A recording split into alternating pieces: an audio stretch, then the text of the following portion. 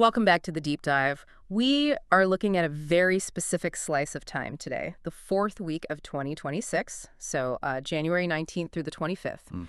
And honestly, I've spent the morning going through the stack of reports you pulled together, and the vibe is strange. It's heavy, but not in that loud breaking news kind of way. It feels more like, well, like pressure. Pressure is exactly the right word. If you just look at the sheer volume of events, it's high, sure, but it's the nature of the events that makes this week stand out. Thought so. Usually when we analyze global affairs, wars, central bank policies, all that, it feels distant. It happens up there in the clouds. Right. It's the ticker at the bottom of the news channel. It's noise, but it doesn't necessarily stop me from, making my coffee in the morning. Exactly. Normally, there is a buffer. In our analysis, we call this the life interface, or the membrane. The membrane, okay. It's the skin that separates that whole chaotic global system from your personal daily life operating system. Most of the time, that skin is intact. But week 4 of 2026, all the data suggests this was the week the membrane just ruptured. The global layer didn't just hover above us. It crashed directly into daily life. That's a pretty bold claim. I mean, we've had crises before. The pandemic was a total collapse of that membrane, right? So how is this week different? Is it just that bad things are happening, or is the actual structure of how they're happening changing? It's the structure. It's about life OS errors. We aren't seeing one single catastrophic event like a plague. We're seeing these high-level systems, geopolitics, finance, military strategy, bypassing all the usual filters and hitting the individual immediately. The lag time is just gone. Okay, so the buffer zone has basically evaporated. We're going to explore this collision in 3 specific places today, then. The freezing infrastructure in Ukraine, the stalled diplomatic machinery in Gaza, and a separate. I have to say, surprisingly, the financial shifts in Japan. And we can't forget the invisible side. We have to look at the signals from places like Davos and across the Middle East that aren't screaming headlines, but are quietly hardening the world around us. Hardening. That's a word that keeps popping up in your notes. So our mission today isn't to predict who wins a war or where the stock market is going. No, not at all. It's to look at structure, to see where the world is getting stiff before it breaks. That's the goal. We're looking at friction and gradient. Where is the pressure building up? Because right now, that pressure is sitting right on top of the individual. Let's start with the most visceral example of this, Ukraine.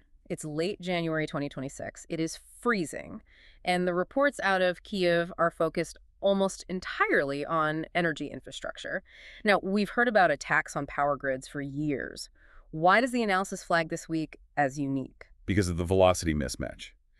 We need to introduce a concept here called shear. Shear, okay. In physics, shear is what happens when two things grind against each other, moving at very different speeds. Okay, so lay out the speeds for me. What's grinding against what here? First, you have military speed.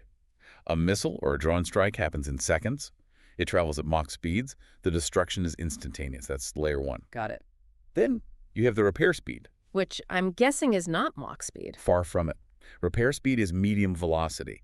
You need crews, you need concrete to cure, you need spare parts that might be stuck at a border somewhere. It takes days, weeks, maybe months. Okay. But then, and this is the absolutely critical part, you have daily life speed, or maybe more accurately, biological speed. You mean the human body? Yes. If it is minus 10 degrees Celsius in Kyiv, your body's need for heat is immediate. It has zero latency.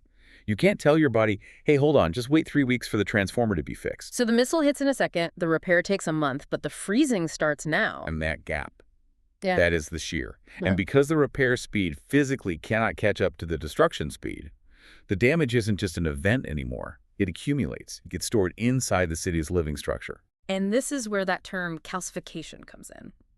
The notes mention the city is calcifying.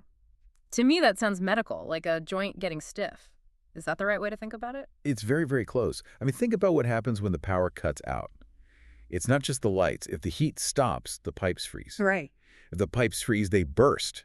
If they burst, then even when the power comes back on 2 days later, you still have no water.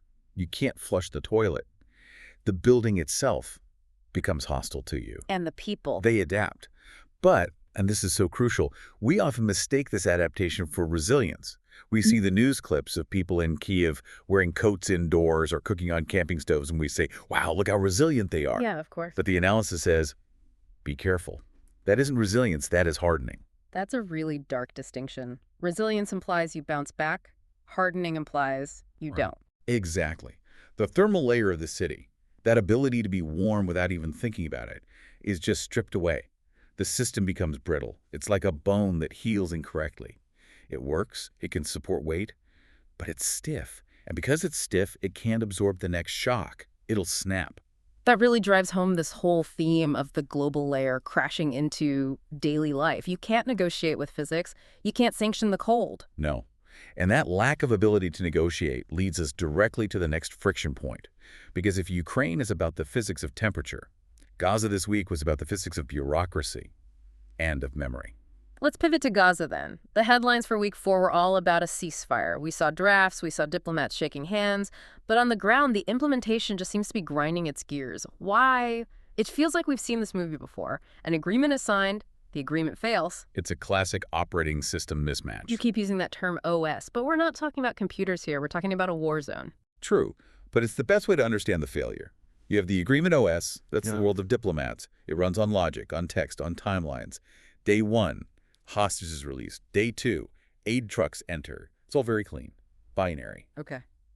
And the other OS. The implementation OS. This is the reality on the ground. And this week, the reports highlight 2 massive bottlenecks that just crashed the whole system: bodies and borders. Let's start with the bodies. The requirement was to return hostages, which includes the remains of those who have died. Right. Now, just think about the friction involved there. This process operates on what you could call human dignity logic and memory logic. To return remains, you first have to find them in a complete disaster zone. You have to recover them. Then, and this is the slowest part, you have to identify them. DNA tests, dental records, Yeah, families waiting in agony. precisely. Yeah. That process is slow, it's messy, it's deeply emotional, it cannot be rushed. But the agreement OS, the security deal that operates on rational security logic, it demands speed, release X number of people by noon. So the diplomat is saying, hurry up. And the forensic team is saying, we literally cannot identify this person yet. And that creates a compatibility error. The deal stalls not because people want it to stall, necessarily, but because the two systems, diplomacy and reality, are just moving at completely different speeds. And the second bottleneck you mentioned, borders. It's a very similar problem. You have the physical logistics of moving people and aid through crossings that are destroyed. Look, we often assume ceasefires fail due to a lack of will. The standard narrative is always, oh, one side walked away, or they aren't serious about peace. Right, that's always the headline, talks collapse. But what this deep dive suggests is that ceasefires rarely fail just because of will. They fail because the actual mechanism of implementation is too rusty, too damaged. The friction on the ground, the mud, the rubble, the paperwork, is just higher than the force that's pushing for peace. It's interesting. In Ukraine, the friction is the cold. In Gaza, the friction is the process itself. And in both cases, the big global plan is just smashing into the reality on the ground. And just like in Ukraine, the victim of that crash is always the individual. The family waiting for news about the hostage, or the family waiting for the flower truck. They're the ones trapped in that gap between the signed paper and the open gate. Let's move to our third location. And I have to admit, when I saw Japan and Bank of Japan in the outline right next to Ukraine and Gaza, I scratched my head. This feels a lot quieter. Why is a central bank report on the same level as a war zone this week? It is quieter, you're right. Yeah. But it might be more pervasive. This is what we call the silent signal. Okay, sell it to me. Why should a listener who isn't a currency trader care about the Bank of Japan revising its economic outlook? Because finance is the operating system of trust. Usually things like bonds, the yen, interest rates, they're the plumbing. They just run in the background. You don't notice the plumbing until the pipes start banging. And the pipes were banging in Tokyo this week. They were vibrating. The Bank of Japan released an outlook that basically shifted the floor of the entire economy. They are moving away from the era of zero interest rates, of, free money. On the surface, it's just dry numbers. But underneath, the finance OS is pressing directly against the life membrane. How so? Connect it to my wallet. Think about variable rate mortgages, which are huge in Japan, or just the cost of imports energy, food. When the central bank shifts its stance, the cost of living changes. But here's the real danger. The expert analysis calls out something called an explanation lag. Explanation lag. Is that like when I get a bill today, but the letter explaining why I got it doesn't come until next Tuesday? That's basically it, yes, but on a societal scale, the impact on daily life, The price of cheese going up, the loan payment jumping, that hits the individual now. But the institutional explanation, we're doing this for long-term price stability, that takes months to filter down and for people to understand. So there's this gap, a window of time where I'm paying more, I'm hurting, but I don't really understand why. And in that gap, trust just evaporates. That's where this silent uncertainty accumulates. It's not a stock market crash that makes the front page. It is a slow, quiet erosion of the contract between the system and the lived reality. It connects right back to the theme of hardening, doesn't it? If I don't trust the system because my wallet is hurting and nobody's explaining why, I become cynical, I become rigid. Precisely. The system loses its flexibility because the people inside it are losing their trust. So in Ukraine, the thermal layer erodes. In Gaza, diplomatic trust erodes. In Japan, financial certainty erodes. It's all the same phenomena. The structure is getting harder and less forgiving. That's a lot to process. It's a very different way of reading the news. You stop looking for the explosion and you start looking for the stiffness. That's the key. Structure over impression. Okay, speaking of looking for things we usually miss, let's switch to the invisible side. Yeah. You always dig through the back pages of the reports for signals that aren't headlines yet. What did we miss in week 4? We have 3 big ones, and they all reinforce this idea that the world is structuralizing, that it's becoming more physical, more difficult. Signal number 1 takes us to the snowy mountains of Davos, the World Economic Forum. Yeah. Usually just a lot of talk, right? Usually. But this week, the whole conversation around artificial intelligence shifted. Fundamentally, for the last couple of years, AI was discussed as tech. It was software. It lived in the cloud. Right. Chatbots and code. It was magic. But this week at Davos, the mask just dropped. AI is no longer just tech. It is now a competition over power, resources, and geopolitics. And when you say resources, are we talking about computer chips? We're just talking about electricity and water. Yeah. The realization has finally hit that AI consumes massive amounts of power. It needs cooling. So now the AI race isn't just about who has the best code. It's about who has the copper, who has the uranium, who has access to the water table to cool all the data centers. The cloud is literally crashing into the ground.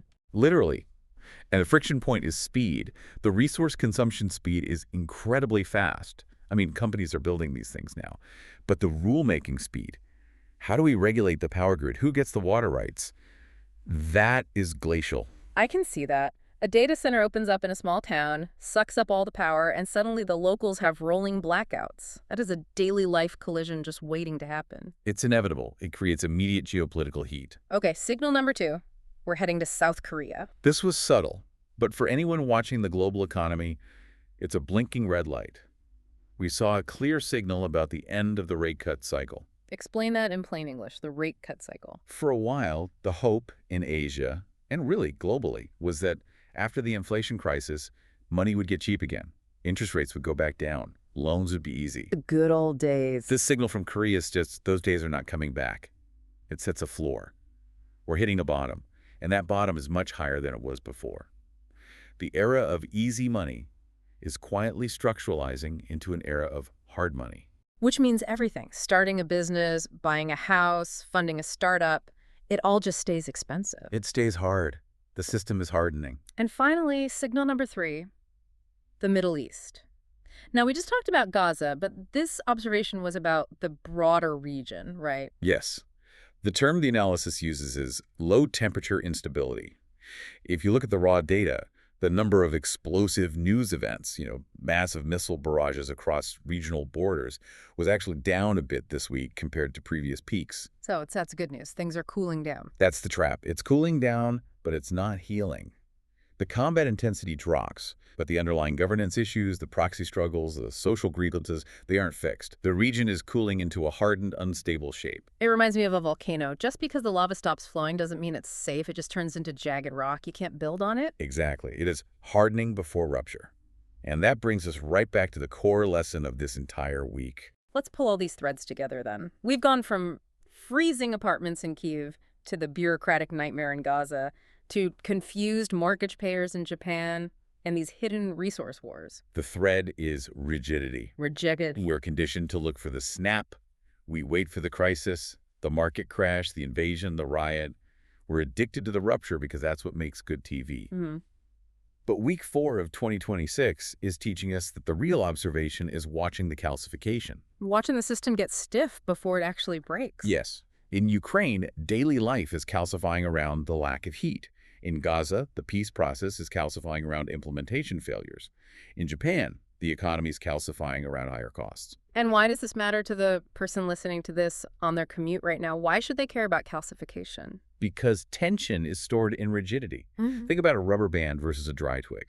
When things are flexible, they absorb shock. When they're rigid, they store that shock until they shatter. By observing these hardening points, whether it's in your own utility bill or in the international news, you are seeing where the energy for the next crisis is being stored. That is actually an incredibly useful tool. Instead of just doom scrolling, you can look at a headline and ask, is this making the system more flexible or more rigid? Exactly. Where's the friction? Where's the explanation lag? That's where the future lives. So here's our challenge for you this week. We want you to be an observer of friction. Don't just look at the big headlines. Look at your own life OS. As these high layers press down, as prices shift, as new rules appear, as the whole vibe just feels heavier, where do you feel that compatibility error? Is it at the gas pump? Is it in a notification from your bank that just doesn't make any sense? Is it in the feeling that the official story from the politicians doesn't match the reality you see out your window? Those are just annoyances. Those are data points. That is the global layer hitting your daily life. And realizing that is the first step to actually understanding the world rather than just reacting to it. Yeah. Observation is the only defense against surprise. We're going to leave you with that. Keep observing, keep tracking the friction, and we'll be back next time to deep dive into the next stack. Thanks for listening. Stay curious.